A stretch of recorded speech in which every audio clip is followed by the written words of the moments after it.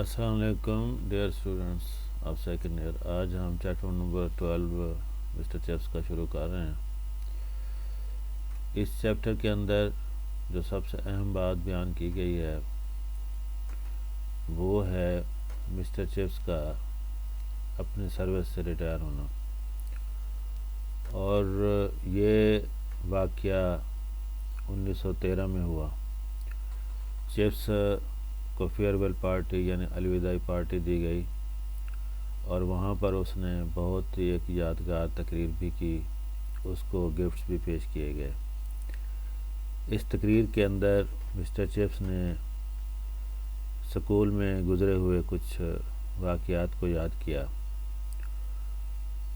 اس chapter کی ابتدا کے اندر ہمیں یہ بتایا گیا ہے کہ مسٹر واٹسن جس کا چیپس کے ساتھ جھگڑا ہوا تھا، اس نے ایک اور سکول میں کام کرنا شروع کر دیا اور بروک فیلڈ چھوڑ دیا. چنانچہ یہ چیپٹر شروع یہیں سے ہوتا ہے.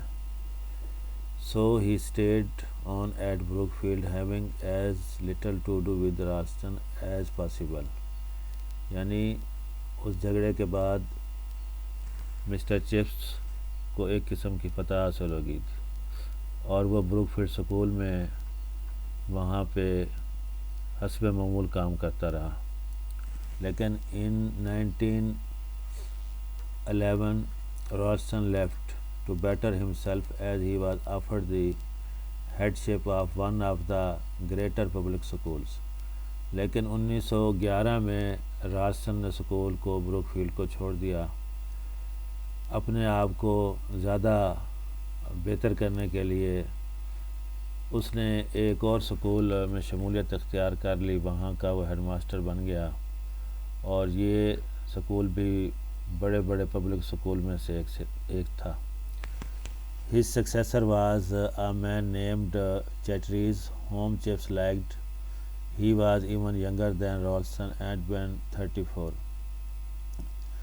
اور مسٹر رالسٹن کے بعد نیا جو ہیڈ ماسٹر تھا وہ چیٹریس تھا. چیپس اس کو پسند کرتا تھا. اس نئے ہیڈ ماسٹر کی عمر 34 سال تھی.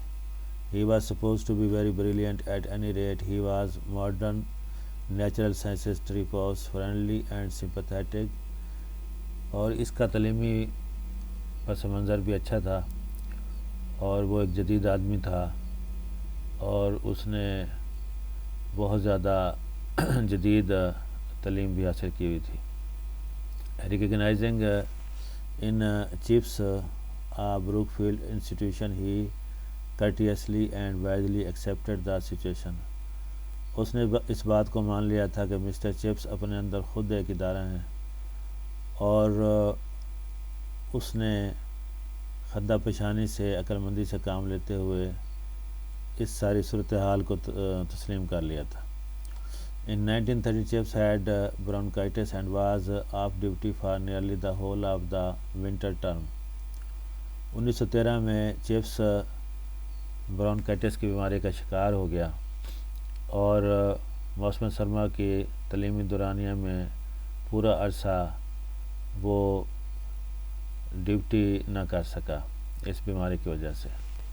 It was that which made him decide to resign that summer.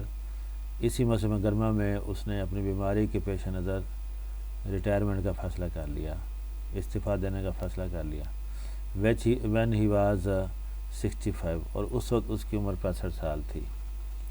After all, it was a good ripe age, and Ralston straight words had in some ways he had an effect.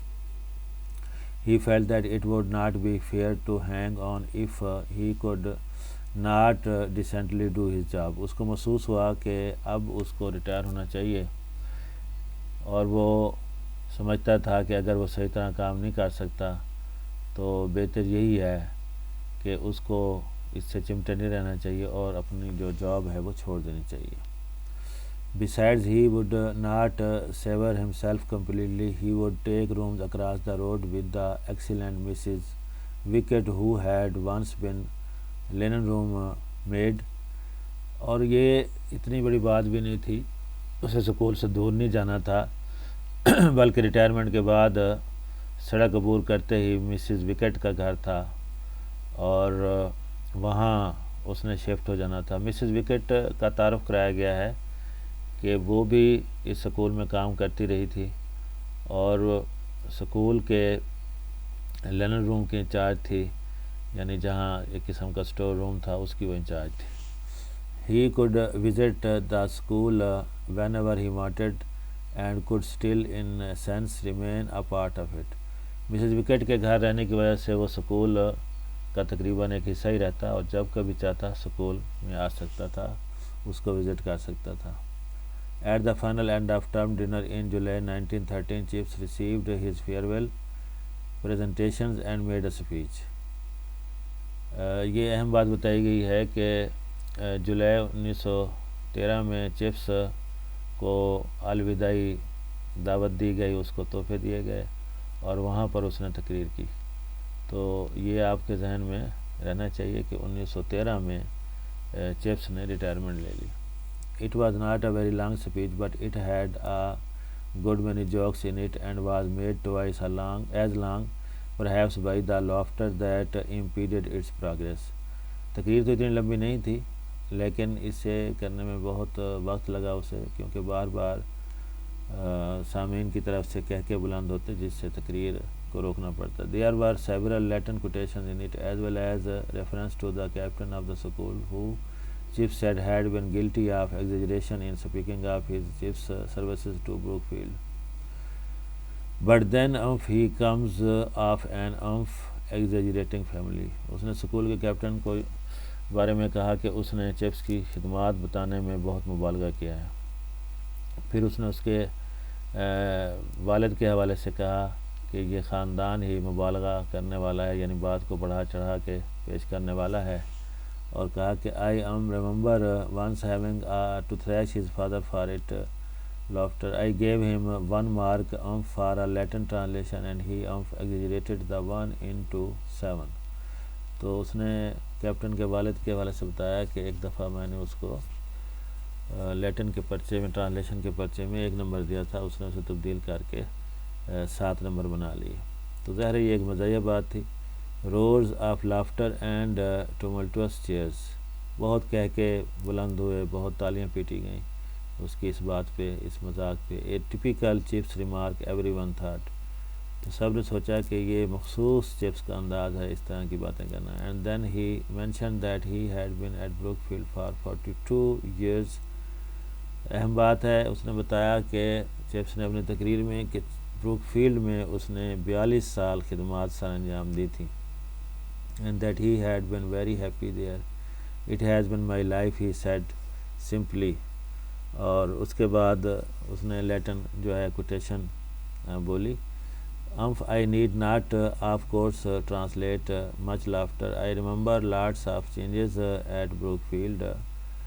اس نے یہ بھی بتایا کہ بہت زیادہ تبدیلیاں Brook field میں جو آتی رہیں وہ اس کو یاد تھیں۔ I remember the first bicycle۔ I remember when there was no gas or electric light and we used to have a member of the domestic staff called a lamp boy۔ اس نے ذکر کیا کہ اس دور کے اندر کوئی الیکٹرک لائٹ اور اس طرح کا انتظام نہیں تھا، تو ایک ملازم رکھا گیا جس کا نام ہی انہوں نے لیمپ بوائے رکھ دیا۔ He did nothing else but clean and trim and light lamps throughout the school۔ اس کا یہی کام تھا صرف لیمپ بوائے کا کہ وہ سکول کی تمام جتنے بھی لیمپ تھے ان کو صاف کرتا تھا اور ان کو روشن کرتا تھا، اس کے علاوہ اس کا کوئی کام نہیں تھا۔ I remember when there was a hard frost that lasted for 7 weeks in the winter term۔ There were no games and the whole school learned to skate on the fence۔ اسے یاد تھا کہ کیسے ایک دفعہ بہت زیادہ دھند اور کوہرا پڑا اور اس کے نتیجے میں 7 ہفتے تک کوئی کلاسز جو تھیں وہ اور یہ 7 ہفتے جاری رہا اور اس کی وجہ سے کوئی گیم نہیں ہو سکیں، اور تمام جو سکول کے لوگ تھے انہوں نے سکیٹنگ یعنی برف پہ پھسلنے کی جو گیم تھی وہ سیکھی۔